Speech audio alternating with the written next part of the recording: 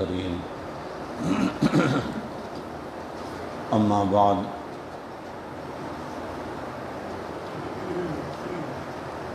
چھبیسویں پارے کی تیسری صورت سورہ فتح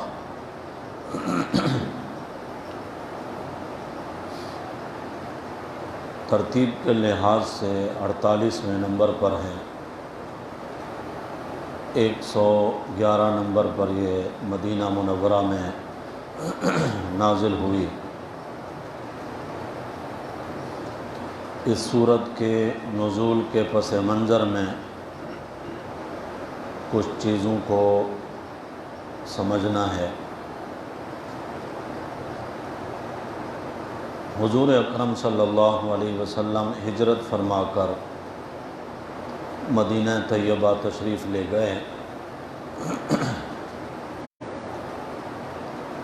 مشرکین نے آپ کو وہاں بھی چین سے رہنے نہیں دیا۔ سن 2 ہجری میں غزوہ بدر پیش آیا، 3 ہجری میں غزوہ احد ہوا، 5 ہجری میں غزوہ خندق ہوا۔ ادھر مدینہ کے یہود کے ساتھ بنو قریظہ پر جو چڑھائی کی گئی اور ان کے سینکڑوں مردوں کو قتل کیا گیا، ان کے عورتوں بچوں کو غلام بنا لیا گیا۔ یہود کا یہ حشر بھی پہلے جو قبائل خیبر کی طرف چلے گئے تھے یہودیوں کے، ان کا غیظ و غضب بھی بہت تیز ہوا۔ آپ صلی اللہ علیہ وسلم اب اس فکر میں تھے کہ کسی نہ کسی طرح مشرکین مکہ کے ساتھ کوئی صلح کی کیفیت بنے، تاکہ دو طرف کے دشمنوں میں ہم گھر کر نہ رہیں۔ ان حالات میں تو خطرہ ہے کہ اگر مشرکین مکہ کے ساتھ جنگ ہوتی ہے تو خیبر والے یہودی ہو سکتے ہیں ہمارے اوپر حملہ کر دیں، یا اگر خیبر والے یہودیوں سے جنگ ہوتی ہے تو مشرکین مکہ کی طرف سے خطرہ ہے کہ کہیں وہ نہ حملہ کر دیں، دو دشمنوں میں سے ایک کے ساتھ صلح ہو جائے تاکہ ہمیں بھی سنبھلنے کا موقع ملے، اور یہ کہ مشرکین مکہ ہمارے قریب رہے نہیں ہیں، مذہب اسلام کو سننے سمجھنے کا ان کو موقع نہیں ملا۔ جب صلح ہو جائے گی، موافق حالات میں ایک دوسرے کے ہاں آنا جانا ہوگا، مکے کے لوگ ہمارے مسلمانوں کے ساتھ بیٹھیں گے، ان کو اسلام کے سمجھنے کا بھی موقع ملے گا۔ اور اسی دوران آپ صلی اللہ علیہ وسلم نے خواب بھی دیکھا کہ ہم عمرہ کر رہے ہیں۔ آپ صلی اللہ علیہ وسلم کی عادت مبارکہ تھی فجر کی نماز کے بعد، جس طرح کہ ہماری مساجد کے ائمہ بھی مقتدیوں کی طرف رخ کر کے بیٹھتے ہیں، آپ صلی اللہ علیہ وسلم صحابہ کرام سے پوچھتے تھے کسی نے خواب دیکھا ہے تو بیان کریں۔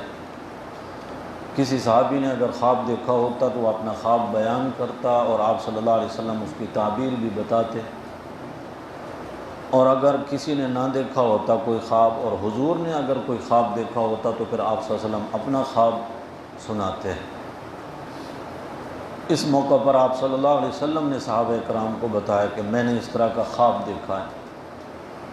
صحابہ چونکہ سمجھتے تھے کہ نبی کا خواب جو ہوتا ہے وہ وحی ہوتا ہے، اور ان کے تو دل میں خوشیوں کے شادیانے بجنے لگے نا کہ کعبہ سے بچھڑے ہوئے 6 سال ہو گئے، اور مکہ بالخصوص مہاجرین جو تھے صحابہ کرام، ان کا آبائی وطن تھا، وہاں گھر بار یوں سمجھیں کہ بچپن، لڑکپن، جوانی، بڑھاپے کی دہلیز تک کئی صحابہ پہنچ گئے جن کا سب کچھ وہاں مکہ میں گزرا۔ اور سب سے بڑی بات یہ کہ ہر سال حج ہوتا اور جب چاہتے کعبہ میں جاتے۔ اب تو 6 سال ہو گئے تھے کعبہ کو نہیں دیکھا، میرے نبی صلی اللہ علیہ وسلم جب ہجرت فرما کر آ رہے تھے مکہ سے تو پیچھے مڑ مڑ کے کعبہ کو دیکھ کر رو رہے تھے اور کعبہ کو مخاطب کر کے فرما رہے تھے کہ دل تو نہیں چاہتا تجھے چھوڑنے کو، لیکن یہ ظالم لوگ مجھے یہاں رہنے نہیں دیتے۔ تو اب صحابہ کرام خوش ہو گئے اور انہوں نے تیاریاں شروع کر دی بس عمرے کی۔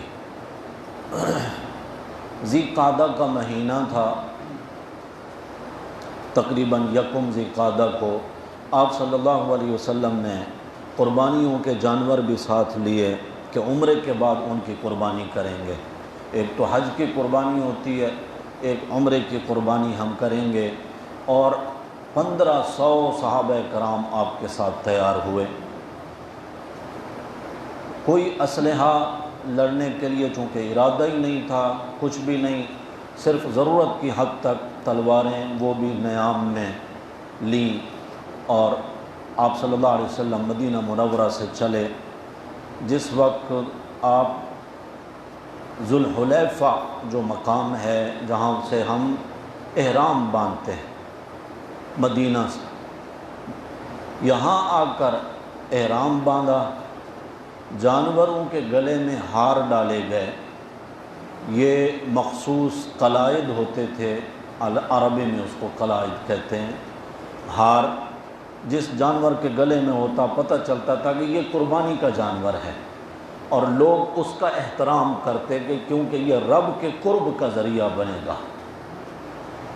یعنی زمانہ جاہلیت میں بھی ایسے جانوروں کا، اور جس بندے کے پاس اس طرح کا جانور ہوتا اس کا خیال رکھا جاتا، اس کے اوپر کوئی حملہ تک نہیں کرتا تھا۔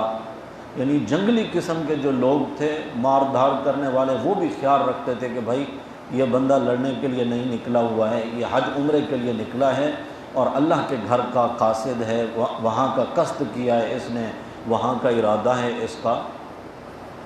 تو آپ صلی اللہ علیہ وسلم نے، صحابہ کرام نے جانوروں کے گلے میں وہ ہار ڈالے، احرام باندھا، اور آپ صلی اللہ علیہ وسلم نے ایک صحابی کو آگے بھیجا تاکہ مکے والوں کو بھی ہمارے حالات کا جب پتہ چلے کہ ہم آ رہے ہیں تو ان کی طرف سے رد عمل کیا ہوتا ہے۔ نبی اکرم صلی اللہ علیہ وسلم کو راستے ہی میں اطلاع مل گئی کہ مکے والوں نے جیسے ہی آپ کے بارے میں خبر پائی ہے وہ لڑنے کے لیے تیار ہو گئے۔ انہوں نے کہا کسی صورت ان کو مکے میں داخلہ نہیں ملے گا، حتیٰ کہ انہوں نے 200 سواروں کو مین راستوں کی طرف بھیج بھی دیا۔ آپ صلی اللہ علیہ وسلم جو ہے مقام حدیبیہ پہ پہنچے۔ ایک نیا راستہ ہے جدہ سے مکہ کا، جو پرانا راستہ تھا اس راستے پر حدیبیہ اصل میں ایک کنویں کا نام ہے، اسی کے برابر میں ایک گاؤں تھا، اس کا نام بھی حدیبیہ تھا۔ آج کے جدید راستے پر شمیسی چیک پوسٹ ہے، جدہ سے مکہ کی جانب جاتے ہوئے تقریباً 9 میل کا فاصلہ ہے مکہ سے۔ اس مقام پر جب آپ صلی اللہ علیہ وسلم پہنچے تو میرے نبی صلی اللہ علیہ وسلم کی جو اونٹنی تھی وہ بیٹھ گئی۔ صحابہ کرام اس کو اٹھا رہے ہیں، آوازیں لگا رہے ہیں، اونٹنی ہے کہ اٹھنے کا نام ہی نہیں لے رہے۔ ایک دوسرے میں آوازیں بلند ہونے لگیں کہ اونٹنی بیٹھ گئی، اٹھ ہی نہیں رہی۔ آپ صلی اللہ علیہ وسلم نے فرمایا اس کی عادت نہیں ہے بیٹھنے کی، لگتا ہے کہ اس کو اللہ نے یہاں بٹھایا ہے۔ پھر آپ صلی اللہ علیہ وسلم نے فرمایا کہ مشرکین کی ہر بات میں وہ تسلیم کروں گا جس سے شعائر اللہ کی تعظیم ہوتی ہو، یعنی ہم حرم کے اندر خون ریزی اس طرح کا ہمارا کوئی قصد اور ارادہ نہیں۔ اس کے بعد جب اونٹنی کو اٹھایا گیا تو وہ کھڑی ہو گئی، اور تھوڑا الگ لے جا کر آپ صلی اللہ علیہ وسلم نے وہاں پڑاؤ ڈالا، صحابہ کرام نے بھی وہاں پڑاؤ ڈالا۔ سب سے پہلے فراش بن امیہ ایک صحابی تھے رضی اللہ تعالیٰ عنہ، ان کو حضور اکرم صلی اللہ علیہ وسلم نے قاصد بنا کر بھیجا مدینہ منورہ مکہ میں مشرکین کے پاس کہ ان سے مذاکرات کرو، ان کو بتاؤ، یقین دہانی کراؤ، ہم عمرہ کرنے کے لیے آئے ہیں، ہمارا کوئی ارادہ نہیں، ہم عمرہ کریں گے اور واپس چلے جائیں گے بس۔ یہ جب گئے تو ان لوگوں نے ایک تو ان کا اونٹ قتل کر دیا، ذبح کر دیا، ان کو بھی ان کا قتل کرنے کا ارادہ تھا، لیکن انہی میں سے کچھ لوگ بیچ میں آ گئے، بچ بچاؤ ہو گیا۔ یہ واپس حضور اکرم صلی اللہ علیہ وسلم کے پاس پہنچے اور حال سنایا۔ آپ صلی اللہ علیہ وسلم نے پھر ارادہ فرمایا کہ حضرت عمر کو بھیجا جائے۔ حضرت عمر نے عرض کیا، یا رسول اللہ آپ جانتے ہیں مکے والے میرے بارے میں بہت زیادہ بپھرے ہوئے ہیں، اور میرے خاندان کا کوئی ایسا فرد بھی نہیں جو میرا حمایتی ہو وہاں مکہ میں۔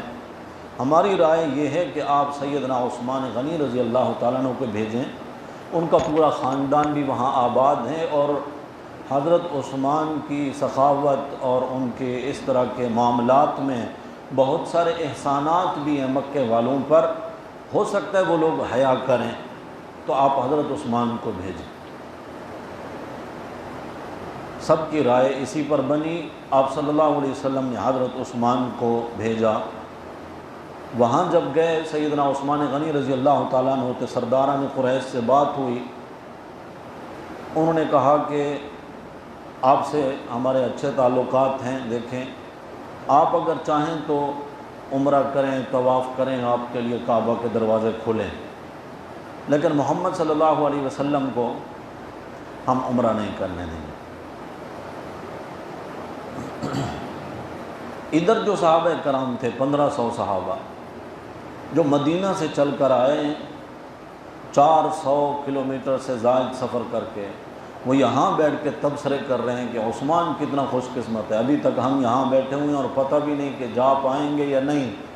وہ وہاں پہنچ بھی گیا، وہ طواف بھی کر رہا ہوگا اور عمرہ بھی کر رہا ہوگا۔ حضرت عثمان نے مشرکین مکہ کو جو جواب دیا، فرمانے لگے کہ میرے نبی کے بغیر میرا عمرہ، میرا طواف سوال ہی پیدا نہیں ہوتا، جب تک اللہ کے رسول صلی اللہ علیہ وسلم نہیں آئیں گے عثمان کو کوئی ضرورت نہیں۔ ان لوگوں نے کسی بہانے سے حضرت عثمان کو وہاں روک لیا، اور میرے نبی صلی اللہ علیہ وسلم تک یہ بات پہنچی کہ حضرت عثمان رضی اللہ تعالی عنہ کو عین حرم کعبہ میں شہید کر دیا گیا ہے۔ جب یہ بات آپ صلی اللہ علیہ وسلم نے سنی، انتہائی صدمہ، غم زدہ ہیں اللہ کے نبی صلی اللہ علیہ وسلم۔ ایک تو وہ تڑپ تھی کعبہ کی، وہاں سے روکا جا رہا ہے، دوسری طرف ہمارے قاصد کو، جبکہ کسی بھی مملکت کے سفیر کا احترام کیا جاتا ہے، آج بھی اگرچہ کتنے ہی برے تعلقات کیوں نہ ہوں، پھر بھی اس ملک کے سفیر کا احترام کیا جاتا ہے، حتیٰ کہ اس کی چھوٹی موٹی غلطیوں کو بھی برداشت کیا جاتا ہے ملک کی سطح پر جب معاملات ہوتے ہیں۔ ہمارے سفیر کو ان لوگوں نے شہید کر دیا ہے، تو حضور اکرم صلی اللہ علیہ وسلم نے صحابہ کرام کو جمع فرمایا، وہ سنائے تم لوگوں نے جو میں نے سنائے؟ جی یا رسول اللہ سب نے سنا ہے۔ آپ نے فرمایا ہم جب تک عثمان کا انتقام نہیں لیں گے، بدلہ نہیں لیں گے، یہاں سے واپس نہیں جائیں گے۔ بیعت کرو اس بات پر، مر جائیں گے یہاں سے نہیں جائیں گے جب تک حضرت عثمان کا بدلہ نہیں لیں گے۔ ایک صحابی ہیں ابو سنان، حضور اکرم صلی اللہ علیہ وسلم کے پاس آئے، یا رسول اللہ ہاتھ بڑھائیے۔ آپ نے فرمایا کس لیے؟ کہنے میں بیعت کرتا ہوں۔ کس بات کی بیعت کرتے ہو؟ کہنے کہ یا رسول اللہ جو میرے دل میں ہے۔ حضور نے فرمایا آپ کے دل میں کیا ہے؟ تو کہنے میرے دل میں یہ ہے یا رسول اللہ، میں اس وقت تک آپ کے دشمنوں سے لڑتا رہوں جب تک کہ اللہ اسلام کو غالب نہیں کر دیتے، یا پھر یہ ہے کہ میں دشمنان اسلام کے ہاتھوں قتل ہو جاؤں، میں اس بات کی بیعت کرتا ہوں۔ حضور اکرم صلی اللہ علیہ وسلم نے ہاتھ مبارک آگے بڑھایا، سب سے پہلے صحابی نے بیعت کی، اور پھر صحابہ کرام ٹوٹ پڑے۔ ذرا تصور کریں، ان کے پاس جنگی ساز و سامان نہیں، لڑنے کے لیے ہتھیار نہیں، گھر سے اس ارادے سے نکلے نہیں، لیکن اب شریعت کی طرف سے اور اللہ کے نبی کی طرف سے ایک تقاضا آ گیا ہے کہ دشمن سے لڑنا ہے۔ تو صحابہ کرام نے بغیر کسی حیل و حجت کے اور بغیر کسی حیلے بہانے کے فوراً لبیک کہتے ہوئے آپ صلی اللہ علیہ وسلم کے مبارک ہاتھ پر بیعت کی۔ یہ بیعت موت پر بیعت تھی، مر جائیں گے، عثمان کا بدلہ لیے بغیر یہاں سے واپس نہیں جائیں گے۔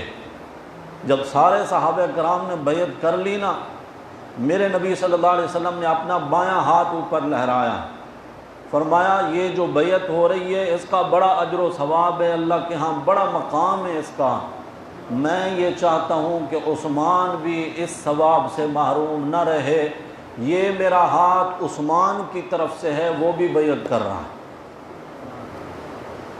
جب میرے نبی صلی اللہ علیہ وسلم نے اپنے ہاتھ کو حضرت عثمان غنی رضی اللہ تعالیٰ عنہ کا ہاتھ قرار دیا، آسمان کا رب بولا اسی سورہ فتح میں، ان الذین یبایعونک، وہ لوگ جنہوں نے آپ کے ہاتھ پہ بیعت کی ہے، انما یبایعون اللہ، میں اللہ کہتا ہوں کہ اللہ کے ہاتھ پہ انہوں نے بیعت کی ہے، ید اللہ فوق ایدیہم، نیچے ہاتھ آپ کا، اوپر ہاتھ 1500 صحابہ کرام کے، پھر ہاتھ عثمان کا، ید اللہ، اس کے اوپر اللہ کا ہاتھ ہے،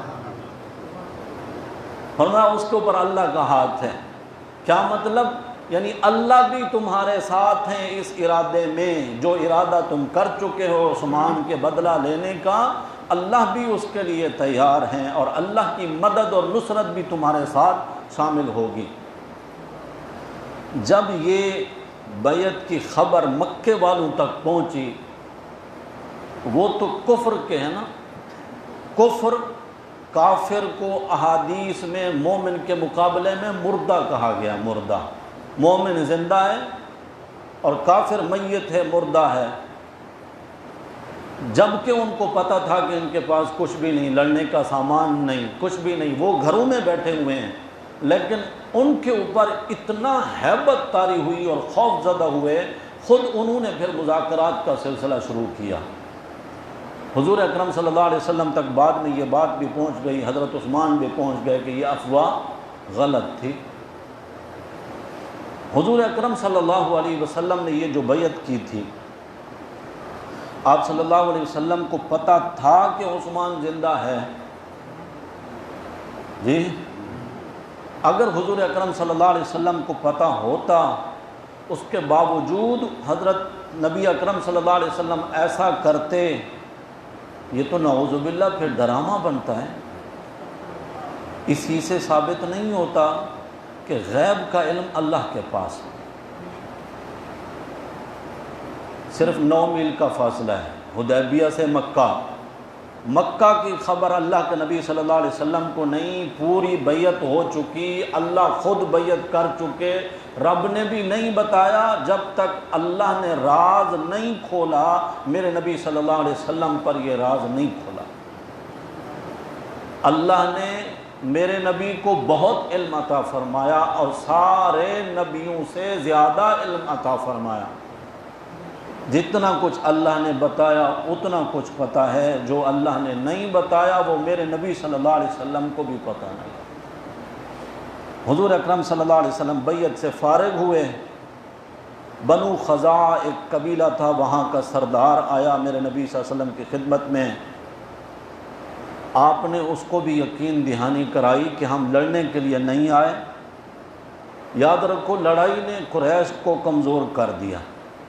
اگر قریش یہ چاہیں، یعنی مکے والے، تو میں ان کے لیے ایک مدت صلح کی مقرر کر دوں، اگر میں غالب ہوا تو ان کی مرضی، جو دین اختیار کریں، یعنی پھر بھی جبر نہیں ہوگا ان کے اوپر کہ مذہب اسلام کو قبول کرنا ہے، اور اگر بالفرض مشرکین غالب آئے، اور میں تمہیں بتائے دیتا ہوں کہ اللہ ضرور اپنے دین کو غالب کر کے رہے گا،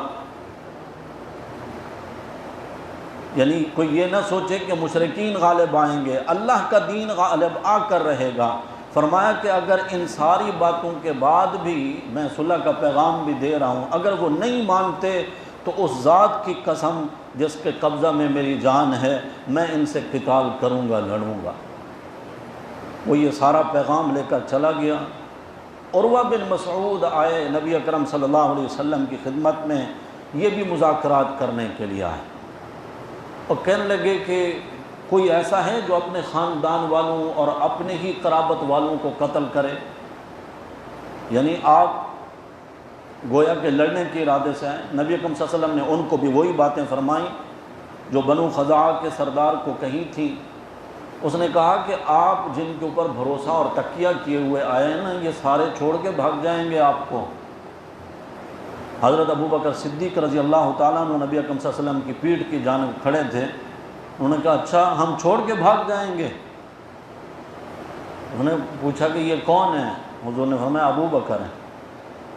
لگتا ایسا ہے کہ صحابہ کرام نے نقاب کیے ہوئے تھے، اسی وجہ سے اس نے پوچھا کہ یہ کون ہے۔ حضرت ابوبکر کا لہجہ اور انداز اور الفاظ اتنے سخت تھے، اس نے کہا کہ اگر ابوبکر کے مجھ پہ احسان نہ ہوتے نا تو میں اس سے بدلہ لیتا، اس کے مجھ پہ احسان ہے، اس وجہ سے میں کچھ نہیں کہتا۔ وہ حضور اکرم صلی اللہ علیہ وسلم کے قریب ہو کے بیٹھا اور حضور سے باتیں کرتے کرتے نا بار بار آپ صلی اللہ علیہ وسلم کی داڑھی مبارک کو ہاتھ لگاتا۔ ایک صحابی مغیرہ بن شعبہ رضی اللہ تعالیٰ عنہ، یہ اسی عروہ بن مسعود کا بھتیجا ہے، میرے نبی کا صحابی ہے، اس نے بھی نقاب کیا ہوا تھا، اس کے ہاتھ میں تلوار تھی۔ اس کو اس کی یہ حرکت پسند نہیں آئی کہ میرے نبی کی مبارک داڑھی کو یہ بار بار کیوں ہاتھ لگاتا ہے، تو تلوار کا دستہ اس کے ہاتھ پہ مارا۔ تو نجس ہے، ناپاک ہے، تیرے ناپاک ہاتھ میرے نبی صلی اللہ علیہ وسلم کی مبارک داڑھی کی طرف اب نہیں بڑھنے چاہیے۔ اس نے پوچھا یہ کون ہے؟ حضور نے فرمایا تمہارا بھتیجا مغیرہ بن شعبہ۔ تو وہ لان تان کرنے لگا کہ میں نے تیرے اوپر یہ احسان کی اور یہ احسان کی۔ انہوں نے کہا کچھ بھی ہے، ہمارے نبی صلی اللہ علیہ وسلم کی مبارک داڑھی کی طرف اب تیرا ہاتھ آگے نہیں بڑھنا چاہیے۔ عروہ نے صحابہ کرام کا جائزہ لیا، محبت ہوں گا کہ جب بھی آپ صلی اللہ علیہ وسلم کسی کام کے لیے بولتے، جو بھی سنتا اس صحابی کی یہ خواہش ہوتی کہ میں یہ کام کروں، ہر ایک آگے بڑھتا، یعنی دوڑ پڑتے صحابہ کرام کہ پہلے میں یہ کام بجا لاؤں، یہ حکم مانوں۔ اور جب آپ صلی اللہ علیہ وسلم اپنا تھوک مبارک ڈالتے، صحابہ فوراً ہاتھوں پر لیتے اور چہروں پر مل لیتے۔ وہ بڑا حیران، نماز کا وقت ہوا، آپ صلی اللہ علیہ وسلم وضو فرمانے لگے، ایک قطرہ بھی صحابہ کرام نے پانی کا زمین پہ نہیں گرنے دیا، سارا پانی ہاتھوں پہ لیتے اور پیارے نبی صلی اللہ علیہ وسلم کے مبارک جسم کے ساتھ لگے ہوئے وہ قطرات اپنے جسم پر فوراً مل لیتے۔ آپ صلی اللہ علیہ وسلم کا اگر کوئی بال مبارک بھی گرتا، صحابہ آگے بڑھ کر اس کو چومتے اور اٹھا لیتے۔ اور آپ صلی اللہ علیہ وسلم اگر کوئی بات فرماتے، ہم گوش و تن صحابہ پوری توجہ کے ساتھ سننے لگتے۔ گویا کہ یہ سارا منظر عروہ کی اس بات کا جواب تھا جو اس نے کہا تھا نا کہ یہ سارے لوگ چھوڑ کے بھاگ جائیں گے۔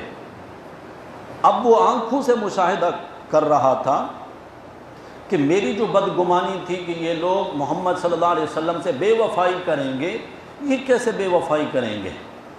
جب وہ واپس گیا نا تو اس نے مشرکین مکہ سے کہا، اس نے کہا میں بڑے بڑے بادشاہوں کے درباروں میں گیا ہوں، میں نے جو منظر محمد صلی اللہ علیہ وسلم کے دربار کا دیکھا ہے نا، یہ منظر میں نے کہیں نہیں دیکھا۔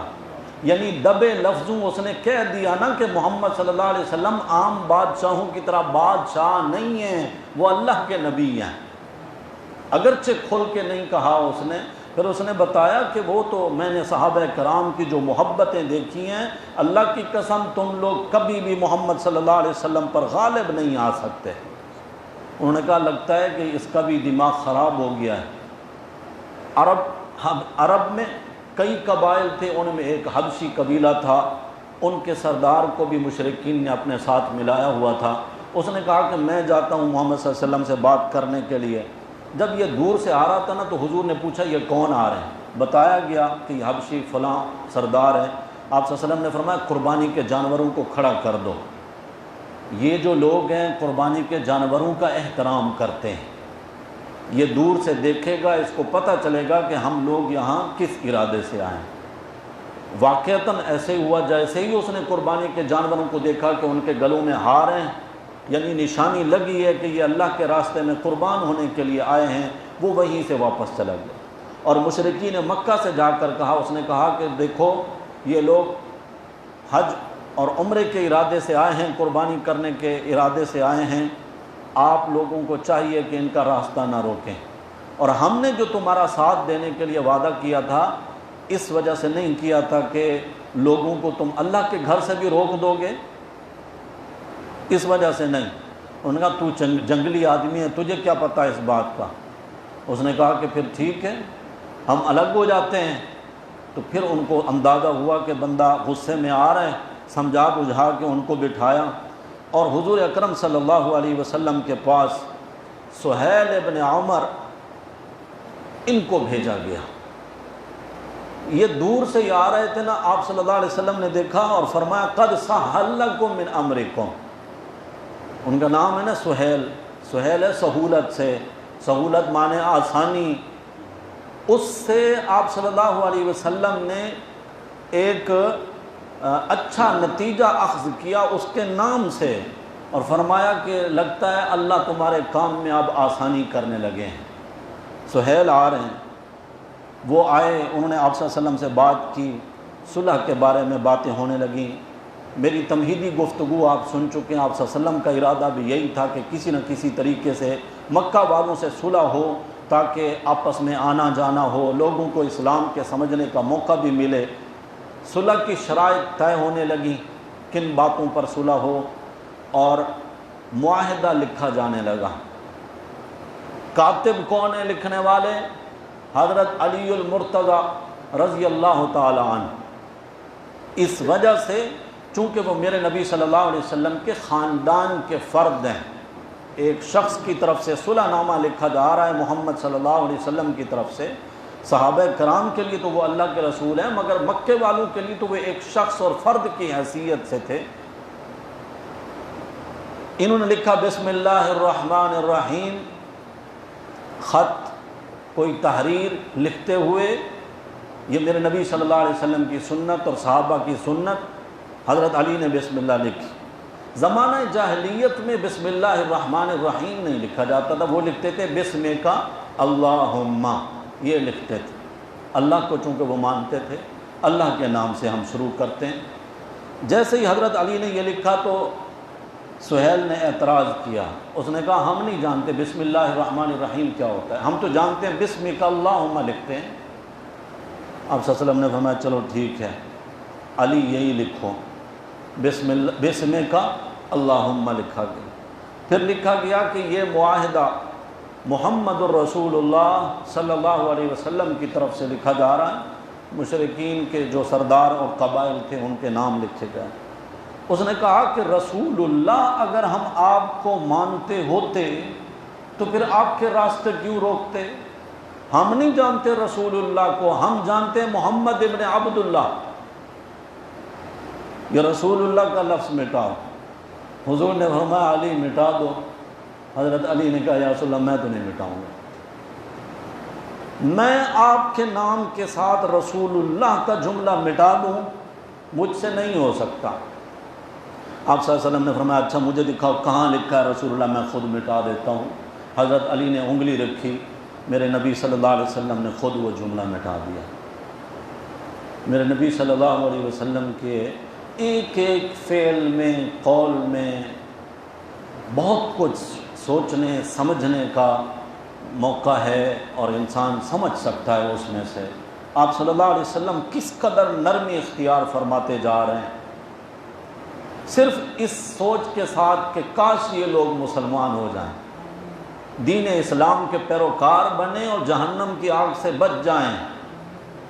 یہی حرص ہے جس کو اللہ نے سورہ توبہ کی آخری آیات میں بیان فرمایا کہ میرے نبی حریص علیکم، حریص علیکم، وہ تمہارے اسلام لانے پر بڑے حریص ہیں کہ کاش یہ مسلمان ہو جائیں۔ معاہدے کی جو شکیں تھیں وہ لکھی جانے لگیں، ایک تو یہ کہ 10 سال تک ہماری تمہاری لڑائی نہیں ہوگی، دوسرے یہ کہ اگر مکے والوں کا کوئی بندہ بھاگ کر آ گیا مدینے تو مدینے والے اس کو واپس بھیجیں گے، مدینے والوں کا اگر کوئی بندہ بھاگ کر چلا گیا مکے والے اس کو واپس نہیں کریں گے۔ ٹھیک ہے جی، لکھو۔ لکھا گیا اس دوران ہم ایک دوسرے کے خلاف تلوار نہیں اٹھائیں گے۔ کتنے عرصے میں؟ 10 سال تلوار نہیں اٹھائیں گے، اور جو قبائل آپ کے حریف ہونا چاہیں، ملنا چاہیں، آپ کے ساتھ مل جائیں، جو مشرکین کے ساتھ ملنا چاہتے ہیں مشرکین کے ساتھ مل جائیں، سب کو آزادی ہوگی۔ یہ بھی پھر یہ شک بھی لکھ دیں کہ اس سال آپ اسی حالت میں واپس لوٹ جائیں، عمرہ پھر بھی نہیں، اگلے سال آپ آئیں گے، صرف 3 دن کے لیے آپ کو داخلہ ملے گا مکے کا، ساتھ میں ہتھیار کوئی نہیں لے کے آئیں گے، صرف تلوار ہوگی، اور وہ بھی نیام کے اندر، کور کے اندر پیک ہوگی۔ اس حال میں آپ عمرہ کریں گے اور واپس چلے جائیں گے۔ یہ بھی لکھ لیا گیا۔ جب یہ سب کچھ لکھا گیا تو صحابہ کرام، کوئی رو رہا ہے، کوئی غصے میں بپھرا ہوا ہے کہ یہ تو ساری شکیں ہمارے خلاف ہی جا رہی ہیں اور آپ صلی اللہ علیہ وسلم قبول کرتے جا رہے ہیں۔ حضرت عمر رضی اللہ تعالیٰ عنہ نبی اکرم صلی اللہ علیہ وسلم کی خدمت میں آئے، ان سے ضبط نہیں ہوا، کہنے کہ یا رسول اللہ صلی اللہ علیہ وسلم آپ اللہ کے سچے رسول نہیں ہیں؟ فرمایا بے شک میں اللہ کا سچا رسول، ہمارا دین اسلام حق مذہب نہیں ہے؟ فرمایا بالکل حق مذہب ہے۔ یا رسول اللہ آپ نے یہ نہیں فرمایا تھا کہ ہم جائیں گے اور طواف کریں گے اور سر مڈائیں گے اور قربانیاں کریں گے؟ آپ صلی اللہ علیہ وسلم بالکل میں نے فرمایا تھا، لیکن میں نے یہ کب کہا تھا کہ اسی سال ہی جا کر طواف کریں گے؟ حضرت عمر یہاں سے اٹھے، حضرت ابوبکر صدیق کے پاس گئے، ان سے بھی یہی سوال کیے، اور اللہ کی قدرت دیکھیں، حضرت ابوبکر صدیق نبی اکرم صلی اللہ علیہ وسلم کے پاس موجود نہیں تھے، جہاں تھے حضرت عمر وہاں گئے، ان سے جب باتیں کی لفظ بلفظ انہوں نے بھی وہی جواب دیے جو نبی اکرم صلی اللہ علیہ وسلم نے حضرت عمر کو دیے۔ بعد میں حضرت عمر رضی اللہ تعالیٰ عنہ اس گستاخی پر بڑے نادم ہوئے کہ میں نے آپ صلی اللہ علیہ وسلم سے تند لہجے میں، تیز لہجے میں گفتگو کیے اور ایسے سوالات کیے۔ حضرت عمر خود روتے تھے اور فرماتے تھے کہ مجھے ندامت ہے، میں نے اپنی اس کوتاہی پر بہت نمازیں پڑھی ہیں، بڑے صدقے دیے، غلام آزاد کیے ہیں تاکہ میری یہ غلطی معاف ہو جائے۔ پہلے میں اسی ایک بات پر متوجہ کر کے پھر آگے بڑھتا ہوں۔ معلوم ہوا کہ اگر بندے سے کوئی گناہ ہو جائے اور وہ اللہ سے توبہ کر لیں تو پھر بھی اس کو کوشش کرنی چاہیے، وہ نوافل بھی پڑھے، وہ صدقات و خیرات بھی کرے، اور جو اس سے ہو سکتا ہے وہ کرے، تاکہ ان نیکیوں کی وجہ سے اللہ اس کا گناہ مٹا دے، معاف کر دے۔ حضرت عمر ہمیں یہی بتانا چاہ رہے ہیں کہ مجھ سے کوتاہی تو ہوئی، اس پر میں نے بڑی نمازیں پڑھی، بڑے صدقے کیے اور غلام بھی آزاد کیے میں نے، تاکہ میرا یہ گناہ معاف ہو جائے۔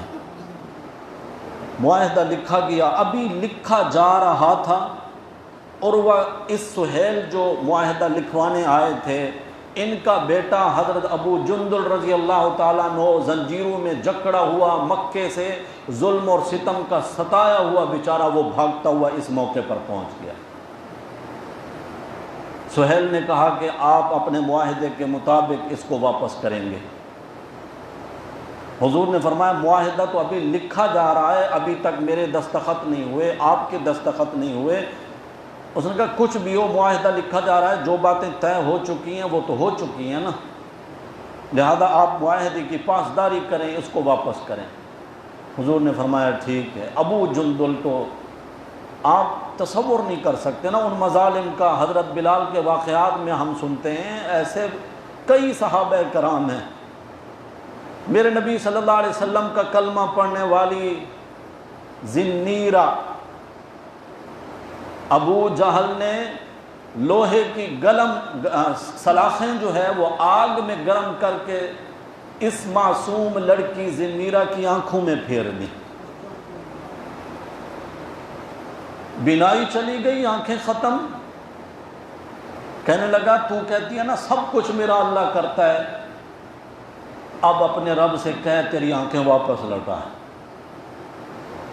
حضرت ذنیرہ رضی اللہ تعالی عنہا اللہ کے سامنے روتی ہے اور اپنا رخ آسمان کی طرف کر کے کہتی ہے یا اللہ جب میں ماں کے پیٹ میں تھی تو نے مجھے آنکھیں دی تھی نا، میں نے مانگا نہیں تھا، بن مانگے دی تھی نا، آج یہ دشمن ہے تیرا مجھے تانا دے کے کہہ رہا ہے کہ تیرا رب آنکھیں نہیں دے سکتا، میرے اللہ بن مانگے آپ آنکھیں دے سکتے ہیں تو مانگے ہوئے نہیں دے سکتے تاکہ آپ کے دشمن کا منہ بند ہو جائے۔ ابھی ضمیرہ نے چہرہ نیچے نہیں کیا، اللہ نے آنکھیں بالکل درست سلامت کر دی۔ سیدہ سمیہ کے جسم کے 2 ٹکڑے کر دیے گئے۔ اس طرح کی تو 20 مثالیں صحابہ کرام کے واقعات پر مشتمل ہیں۔ ابو جندل تو مار کھا کے آیا تھا، اس بیچارے کو پتہ تھا نا کہ کتنی ماریں لگتی ہیں اور کیا کیا ظلم ہوتے ہیں، اور اب بھی اس کی زندہ نظیر تھی کہ وہ زنجیروں میں جکڑا ہوا تھا، لیکن نبی اکرم صلی اللہ علیہ وسلم کا فیصلہ تھا۔ ابو جندل نے صحابہ کرام کی طرف دیکھا اور کہنے لگا مسلمانوں دیکھ لو میرا یہ حشر ہے، ان حالات میں بھی مجھے کافروں کے سپرد کرو گے؟ سارے صحابہ خاموش ہیں۔ حضور اکرم صلی اللہ علیہ وسلم فرماتے ہیں ابو جندل صبر کر، اللہ سے اجر کی امید رکھ، انشاءاللہ بہت جلد اللہ تمہارے لیے بہتر صورتحال نکالیں گے۔ کافروں کے حوالے ہو گئے ابو جندل۔ آپ صلی اللہ علیہ وسلم سہیل چلے گئے۔ اب کیا تھا، عمرہ تو نہیں ہو سکتا، یہیں سے واپس جانا ہے، قربانی۔ فرمایا کہ ادھر ہی احرام کھول دو سر منڈا کر اور قربانیاں کر دو۔ صحابہ اپنے گھٹنوں میں سر دیے، رو رہے ہیں، پریشان ہیں، کوئی توجہ سے سن نہیں رہا، ہوش ہی نہیں تھے، مدہوش ہیں۔ آپ صلی اللہ علیہ وسلم خیمے میں تشریف لائے، ہم سب مومنوں کی ماں حضرت ام سلمہ رضی اللہ تعالی عنہا، نبی پاک صلی اللہ علیہ وسلم کی اہلیہ محترمہ یہ ساتھ تھیں۔ آپ صلی اللہ علیہ وسلم نے ان سے شکوے کے انداز میں فرمایا ام سلمہ دیکھا ان لوگوں کا حال، میں نے ان سے کہا ہے کہ قربانیاں کرو، سر منڈاؤ، احرام کھولو، کوئی توجہ ہی نہیں دے رہا۔ تو حضرت ام سلمہ رضی اللہ تعالیٰ عنہ نے عرض کیا یا رسول اللہ یہ بیچارے بہت زیادہ صدمے میں ہیں، میرا مشورہ یہ ہے آپ خود پہلے جا کر سر منڈا لیں، قربانی فرمائیں، آپ کو جیسے ہی دیکھیں گے نا تو صحابہ وہی کر گزریں گے جو آپ کو کرتے ہوئے دیکھیں گے۔ اور آپ صلی اللہ علیہ وسلم نے اپنی بیوی کی اس بات کو تسلیم فرمایا، اس مشورے کو مانا، اور باہر آ کر آپ صلی اللہ علیہ وسلم نے اپنا مبارک سر منڈایا، قربانی کی، احرام کھولا، سارے صحابہ اسی کام میں لگ گئے۔ یہاں سے ایک بات تو یہ بھی معلوم ہوئی کہ بندہ بیوی سے بھی مشورہ کر سکتا ہے، اور عورتوں کے مشورے سارے غلط نہیں ہوتے۔ حضرت موسیٰ علیہ السلام سے نکاح کرنے کے بارے میں شعیب علیہ السلام کی بیٹی نے خود اپنے والد کو رائے دی تھی، ابا جان یہ بندہ قوی بھی ہے اور امانت دار بھی ہے، ہم میں سے 2 بہنوں میں سے کسی کا نکاح ان سے کر دیں، آپ کو بکریوں کا چرواہا بھی مل جائے گا، ان کو بیوی مل جائے گی، بیٹی کو رشتہ مل جائے گا۔ اور شعیب علیہ السلام نے اپنی بیٹی کی رائے مانی، وہ بھی ایک عورت کی رائے تھی، اور یہاں بھی ایک عورت کی رائے ہے۔ حضور اکرم صلی اللہ علیہ وسلم نے اپنی بیوی کی رائے پر عمل فرمایا، صحابہ کرام نے سر منڈائے اور یہاں سے واپس چلے گئے۔ ایک صحابی اور یہاں سے جب واپس جا رہے تھے، جو اصل بات بتانے کی ہے، آپ صلی اللہ علیہ وسلم جب یہاں سے واپس جا رہے تھے تو یہ پوری سورہ فتح نازل ہوئی۔ سورہ فتح کے نزول پر آپ صلی اللہ علیہ وسلم نے صحابہ کرام کو سورہ فتح سنائی، انا فتحنا لک فتحا مبینا، فرمایا کہ اللہ فرما رہے ہیں ہم نے آپ کو واضح فتح عطا فرمائی۔ صحابہ تعجب سے پوچھنے لگے یا رسول اللہ یہ ہماری فتح ہے؟ آپ صلی اللہ علیہ وسلم نے فرمایا بالکل فتح ہے۔ حضرت عمر فرماتے ہیں نبی اکرم صلی اللہ علیہ وسلم نے فرمایا آج مجھ پر وہ صورت نازل ہوئی ہے، دنیا اور وما فیہا، جو کچھ دنیا میں خزانے ان سب سے بہتر صورت مجھ پر نازل ہوئی ہے، یعنی سورہ فتح۔ یہ فتح اس وقت مسلمانوں کی سمجھ میں نہیں آ رہی تھی۔ ہم بھی اب جب ایسے سرسری طور پر جیسے ہم نے چند چیزیں سنی ہیں ہمیں بھی لگتا ہے کون سی فتح ہے، لیکن اس فتح کا نظارہ پھر صرف 2 سال کے بعد جب مسلمان مشرکین کے ساتھ گھل مل گئے، وہاں کے لوگوں کا آنا جانا شروع ہوا، رشتہ داریاں تو پہلے سے تھیں، تعلقات بھی تھے، محلہ داری بھی تھی، سب کچھ تھی، جب آنا جانا ہوا، ایک دوسرے کو سمجھنے کا موقع ملا، یہ 6 ہجری کا واقعہ ہے۔ نبی اکرم صلی اللہ علیہ وسلم نے 13 سال مکہ میں پہلے گزارے، 6 سال یہ، کتنا ہو گئے؟ 19 سال۔ 19 سال میں اتنا مسلمان نہیں ہوئے تھے، دائرہ اسلام میں داخل نہیں ہوئے جتنا صرف 2 سال میں مسلمان ہوئے۔ صرف 2 سال کے بعد 8 ہجری میں جب مکہ کے لیے آپ صلی اللہ علیہ وسلم روانہ ہوئے تو صرف مجاہدین کی جو تعداد تھی وہ 10,000 تھی۔ اس دوران میں اور فائدہ کیا ہوا؟ وہ یہود خیبر والے جن سے آپ صلی اللہ علیہ وسلم کو خطرہ تھا اور آپ صلی اللہ علیہ وسلم نے صلح کے لیے ایک دشمن کے ساتھ صلح کو ترجیح دی، ان کے ساتھ صلح ہو گئی، ان کے اوپر چڑھائی کر کے خیبر کو فتح کیا گیا۔ یہ ہوتا نا ایک تیر سے 2 شکار۔ نبی اکرم صلی اللہ علیہ وسلم کی فہم و فراست کو لاکھوں سلام۔ تو آپ صلی اللہ علیہ وسلم واپس تشریف لے آئے۔ ایک صحابی ہیں ابو بصیر، یہ مکہ سے بھاگ کر آ گئے مدینہ۔ مکہ والوں نے بندہ بھیج دیا، جی معاہدے کے مطابق آپ ان کو واپس کریں۔ 2 بندے آئے تھے مکہ سے، ابو بصیر کو آپ صلی اللہ علیہ وسلم نے بلایا اور فرمایا کہ ہمارا چونکہ ان سے معاہدہ ہے، ان کے ساتھ جاؤ۔ ابو بصیر خاموشی کے ساتھ چل پڑے۔ آگے چل کر وہ لوگ راستے میں تھکاوٹ دور کرنے کے لیے سائے میں بیٹھے اور کھجوریں کھانے لگے۔ ابو بصیر بھی ساتھ ہی بیٹھے ہیں۔ ایک سے کہنے لگے یار تمہاری تلوار بڑی زبردست لگ رہی ہے۔ اس نے کہا بڑی زبردست ہے، میں نے کئی آزمایا اس کو، کئی میں نے دشمنوں کو قتل کیا ہے۔ فرمایا ذرا مجھے دکھاؤ۔ واہ یار زبردست تلوار ہے۔ بس جیسے ہی اپنے ہاتھ میں لی نا تو فوراً اس کی تو گردن اڑا دی۔ دوسرا جو اس کا ساتھی تھا اس نے یہ منظر دیکھا اور وہیں سے بھاگا سیدھا مدینے، اور اس نے نبی اکرم صلی اللہ علیہ وسلم سے جا کر کہا کہ یہ ہمارے ساتھ تو غدر ہو گیا، یہ ہو گیا۔ آپ صلی اللہ علیہ وسلم نے فرمایا میں نے تو معاہدے کے مطابق تمہارے حوالے کیا تھا، اب تم جانو اور تمہارا قیدی جانے، میں اس کو کیسے سنبھالوں۔ ابو بصیر بھی نبی اکرم صلی اللہ علیہ وسلم کی خدمت میں پہنچ گئے، کہنے لگے یا رسول اللہ آپ نے اپنے معاہدے کی پاسداری فرمائی ہے، آگے پھر میری مرضی ہے، میں نے جو کچھ کیا ہے وہ آپ کے معاہدے کے اوپر اثر انداز نہیں ہوتی بات۔ لیکن ان کو اندازہ لگ گیا کہ ہو سکتا ہے کہ نبی اکرم صلی اللہ علیہ وسلم مجھے پھر ان کے ساتھ بھیج دیں، تو یہ یہاں سے بھاگ گئے۔ یہ ساحل سمندر کی طرف ایک علاقے میں جا کر انہوں نے پڑاؤ ڈالا۔ پھر یہ ہوتا کہ جو بھی مسلمان ان مشرکین مکہ کی قید سے بھاگتا وہ ابو بصیر کے پاس پہنچ جاتا۔ وہاں تقریباً 70 صحابہ کرام کا ایک جتھا بن گیا، چھوٹی فوج۔ انہوں نے کیا کیا کہ جو بھی مشرکین کا کوئی قافلہ وہاں سے گزرتا یہ ان کا سامان چھین لیتے اور ان کو بھگاتے وہاں سے، جو ہتھے چڑھتا۔ اب مشرکین پریشان ہیں کہ یہ ایک نئی مشکل ہے ہمارے لیے۔ انہوں نے پھر آپ صلی اللہ علیہ وسلم کے پاس پیغام بھیجا، یا رسول اللہ کسی طریقے سے آپ ان مسلمانوں کو کنٹرول کریں۔ حضور اکرم صلی اللہ علیہ وسلم نے خط لکھا حضرت ابو بصیر کے نام کہ تم اس طرح کے کام نہیں کرو، کاروائیاں نہ کرو۔ لیکن اللہ کی قدرت، یہ خط جس وقت حضرت ابو بصیر کے پاس پہنچا تو ان کی زندگی کے آخری لمحات تھے۔ وہ خود پڑھے جا رہے ہیں اور روئے جا رہے ہیں، پڑھے جا رہے ہیں، روئے جا رہے ہیں۔ تاریخ اور سیرت کی کتابوں میں لکھا ہے کہ ابھی تک وہ خط نبی اکرم صلی اللہ علیہ وسلم کا ان کے سینہ پر تھا، روح پرواز کر گئی۔ حضرت ابو جندر رضی اللہ تعالیٰ عنہ یہ بھی بھاگ کے پھر وہاں پہنچے تھے ابو بصیر کے پاس، اور باقی اور صحابہ کرام بھی تھے، انہوں نے ان کی تجہیز اور تکفین کی اور قبر بنائی ان کی، اور پھر یہ سارے صحابہ کرام حضور اکرم صلی اللہ علیہ وسلم کی خدمت میں آ گئے۔ کچھ عورتیں بھی مکہ سے ان مظالم سے تنگ ہو کر بھاگ کے آئی تھیں۔ مشرکین مکہ نے وہاں سے بندے بھیجے کہ جی ان عورتوں کو ہمارے حوالے کریں۔ آپ صلی اللہ علیہ وسلم نے فرمایا کہ ہمارا تمہارا معاہدہ مردوں کے بارے میں تھا، عورتوں کے بارے میں تو کوئی بھی جملہ نہیں لکھا ہوا۔ الفاظ تھے اس میں رجل، رجل آتا ہے مرد کے اوپر، عورت کے اوپر تو آتا نہیں ہے۔ اللہ تعالیٰ نے بھی سورہ ممتحنہ 28ویں پارہ میں یہ آیت نازل فرمائی کہ اگر مہاجرات عورتیں ہجرت کر کے آتی ہیں تو ان کو ان کافروں کے حوالے نہ کیا جائے۔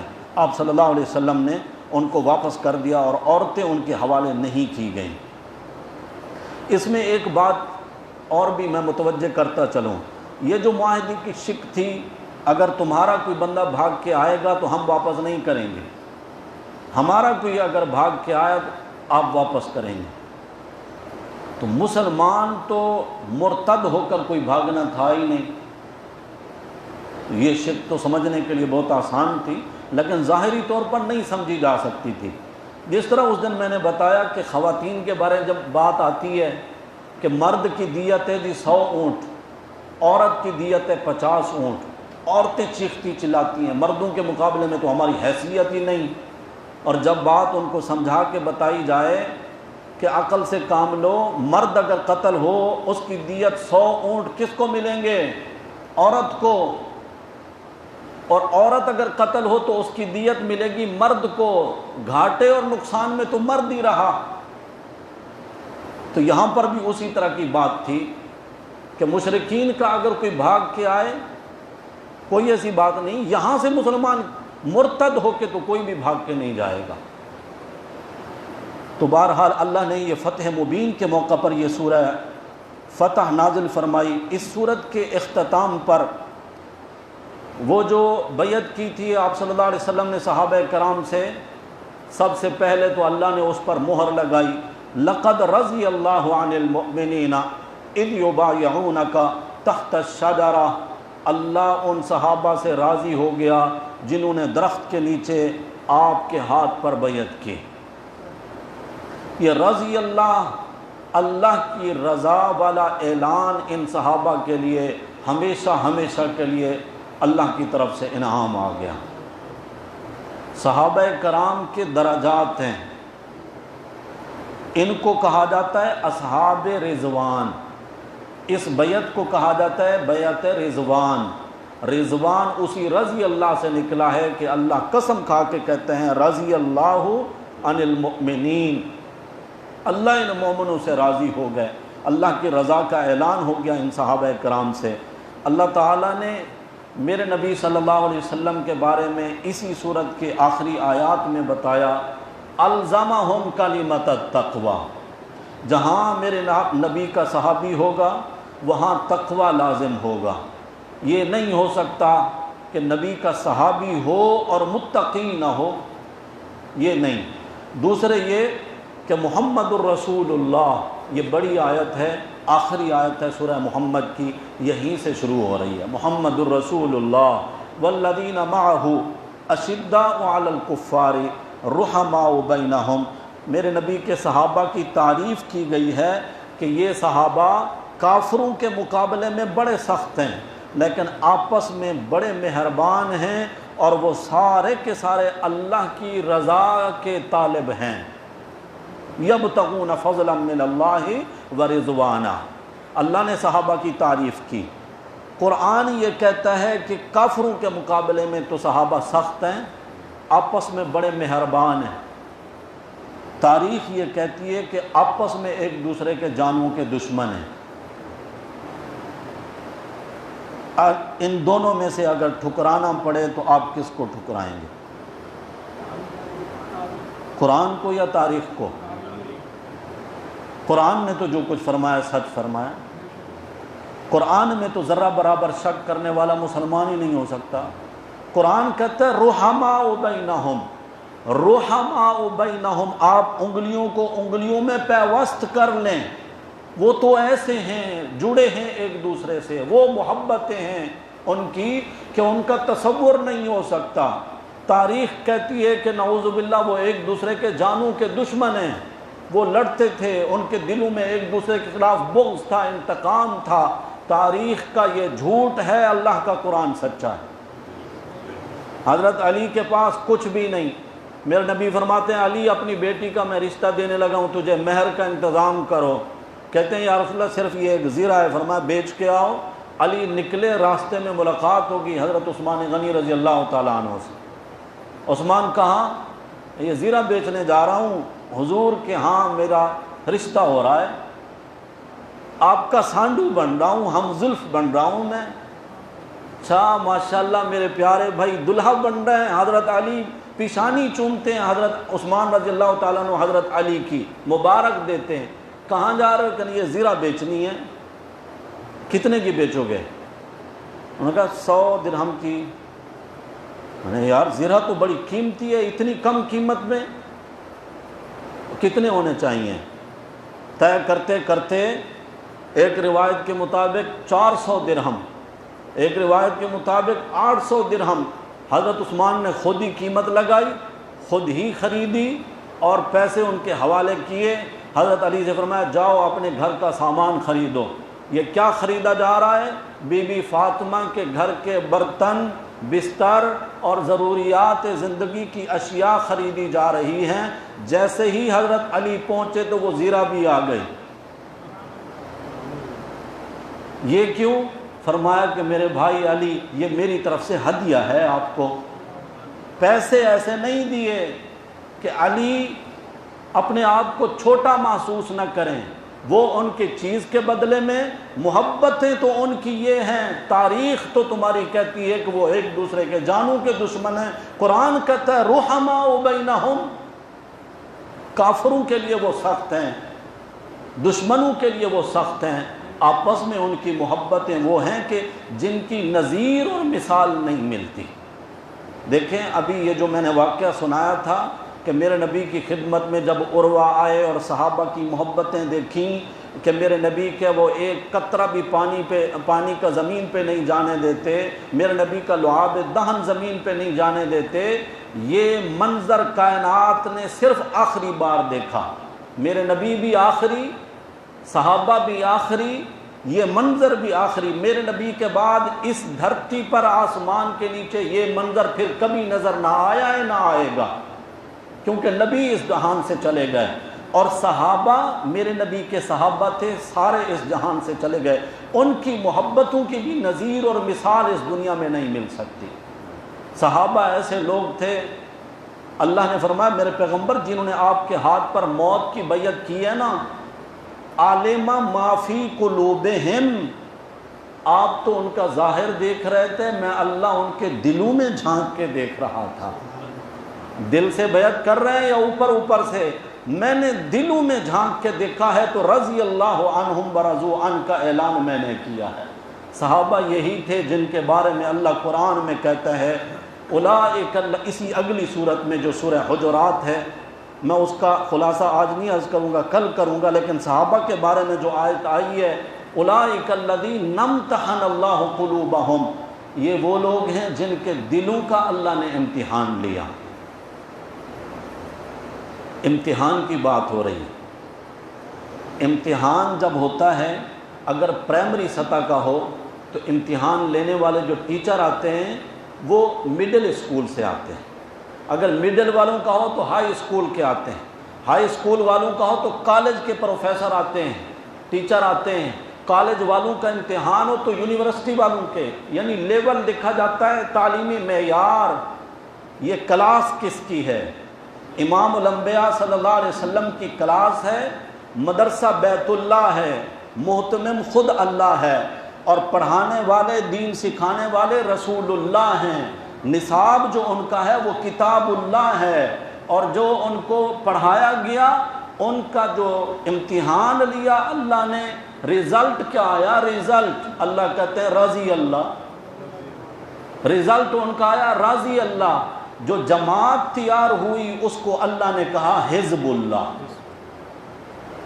میرے نبی سے بڑا تو اوپر لیول کا کوئی ٹیچر تھا نہیں جو میرے نبی کی کلاس کا آ کر امتحان لے۔ میرے نبی سے بڑا تو صرف میرا رب ہے۔ اللہ نے فرمایا کہ میرے نبی آپ کی لیول کا کوئی ٹیچر تھا ہی نہیں نا، میں نے خود ان کا امتحان لیا ہے۔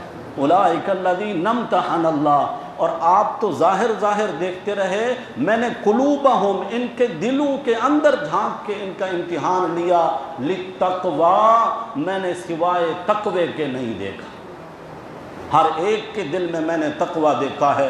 صحابہ کرام کی شان تو اس قدر ہے، اللہ تعالیٰ نے اسی سورہ حجرات میں فرمایا میرے نبی کے صحابہ کو کہ حبب الیکم الایمان، اللہ نے ایمان کی محبت تمہارے دلوں میں ڈال دی ہے۔ زینہ فی قلوبکم، اللہ نے ایمان کو تمہارے دلوں میں سجا کے رکھا ہے۔ دیکھیں گھر میں برتن لاتا مرد ہے، رکھنے کی سیٹنگ سے ہے وہ گھر کی عورت کا کام ہوتا ہے۔ مرد لے آتا ہے لیکن برتن کہاں رکھنا ہے اور کون سا برتن کہاں رکھنا ہے یہ گھر کی عورت کو پتہ ہوتا ہے۔ میرے نبی صلی اللہ علیہ وسلم دیکھ رہے ہیں ظاہر کو، اندر نظر پڑتی ہے رب کی، اللہ ان کے دلوں میں ایمان کے برتن سجانے لگے ہیں۔ اللہ کو پتہ تھا پہلے نمبر پر برتن کون سا رکھنا ہے، دوسرے نمبر پر کون سا رکھنا ہے۔ برتن ہر گھر میں ضرورت کے ایک جیسے ہی ہوتے ہیں تقریباً، لیکن ہر عورت کی سیٹنگ الگ الگ ہوتی ہے۔ دیکھا ابو بکر کے دل میں پہلے نمبر پر صداقت کو رکھنا ہے، عدالت بھی اس میں ہوگی، سخاوت بھی ہوگی، شجاعت بھی ہوگی، سیاست بھی ہوگی، شرافت بھی ہوگی، بے شک ہوگی، لیکن اول نمبر پر صداقت کو رکھنا ہے۔ عمر کے دل کی باری آئی، وہاں اول نمبر پر صداقت کو نہیں رکھا، حالانکہ صداقت اس میں بھی ہے، سخاوت اس میں بھی ہے، شجاعت اس میں بھی ہے، شرافت اور سیاست اس میں بھی ہے، لیکن اللہ نے وہاں عدالت کو پہلے نمبر پر رکھا۔ عثمان کی باری آئی تو سخاوت کو پہلے نمبر پر رکھا، علی کی باری آئی تو شجاعت کو پہلے نمبر پر رکھا، امیر معاویہ کی باری آئی تو سیاست کو پہلے نمبر پر رکھا، جہاں شرافت کی ضرورت تھی وہاں شرافت کو یہ تو گھر کی عورت کو پتہ ہوتا ہے کہ برتنوں کو کچن میں کون سا برتن کس جگہ پر اول نمبر پر رکھا جائے گا۔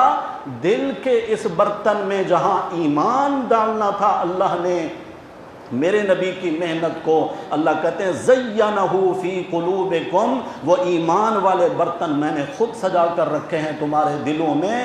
کرہ الیکم الکفر والفسوق والعصیان، اللہ فرماتے ہیں میں نے تمہارے دلوں میں نفرت ڈال دی ہے، گناہ کی بھی، فسق کی بھی، کفر کی بھی، نافرمانی کی بھی۔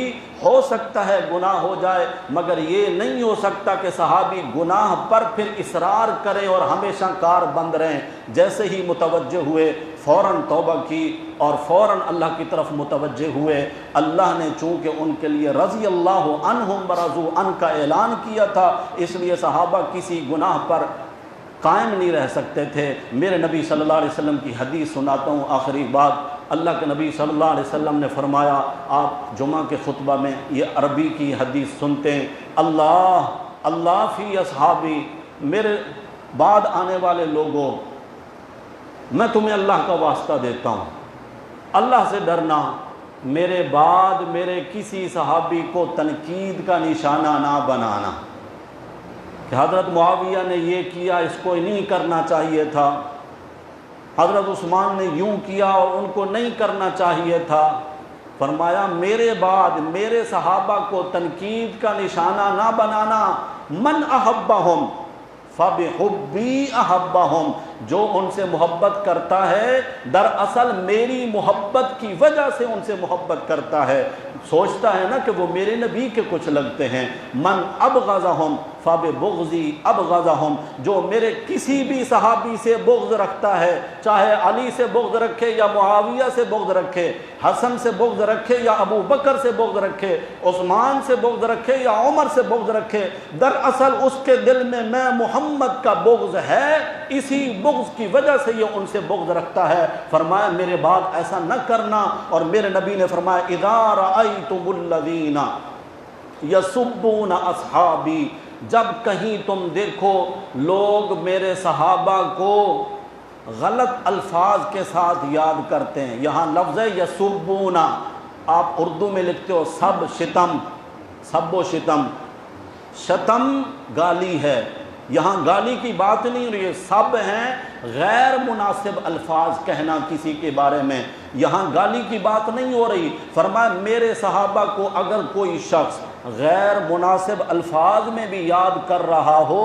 اذا رأیتم الذین یسبون اصحابی فقولوا، پھر تم سب نے اس شخص کو کہنا ہے لعنت اللہ علی شرکم، اللہ کی لعنت ہو تمہارے شر پر، تم میرے نبی کے صحابہ کو اس طرح کہہ رہے ہو۔ اللہ ہم سب کے دلوں میں صحابہ کرام کی سچی محبت ڈال دے، ہماری سوائے لا الہ الا اللہ کے ان کے ساتھ کوئی رشتہ داری نہیں ہے، ان کی قربانیاں ہیں، دین ہم تک پہنچا، قرآن ہم تک پہنچا، توحید ہم تک پہنچی، میرے نبی کی شان اور سیرت ہم تک پہنچی، صحابہ نہ پہنچاتے تو ہم تک کیسے پہنچتا۔ انہوں نے تو میرے نبی کی ایک ایک ادا کو بھی گویا کہ ویڈیو بنا کر ہم تک پہنچا دیا ہے کہ میرے نبی صلی اللہ علیہ وسلم اس وقت کس کیفیت میں تھے اور کس حال میں تھے، جب یوں بیان فرما رہے تھے کہ حضور نماز پڑھا کر سلام پھیر کر اٹھے ہیں، منبر کے قریب آئے ہیں، سیدھا ہاتھ نیچے ہے، اوپر والا ہاتھ اس کے اوپر ہے، دائیں رخسار پر یوں ٹیک لگا کے کھڑے ہو گئے۔ یہ کیفیت صحابہ نے تو محفوظ کر کے ہمیں بتائی ہے، وہ نہ بتاتے تو ہمیں کیسے پتہ چلتا۔ میرے پاس وقت نہیں ہے کہ میں اس واقعے کی بھی وضاحت کروں، اللہ ہم سب کو عمل کی توفیق نصیب فرمائے۔ سورہ فتح کا ہی آج خلاصہ عرض ہو چکا، انشاءاللہ آگے بات بڑھائیں گے۔ اللہ ہم سب کے یہ الفاظ، یہ وقت، یہ بیٹھنا اپنے دربار میں قبول و منظور فرمائے اور اس عمل کو ہمارے لیے ذریعہ نجات بنا دے، اور اللہ ہم سب کو قیامت کے دن صحابہ کرام کے قدموں میں ہی جنت میں جگہ عطا فرما دے۔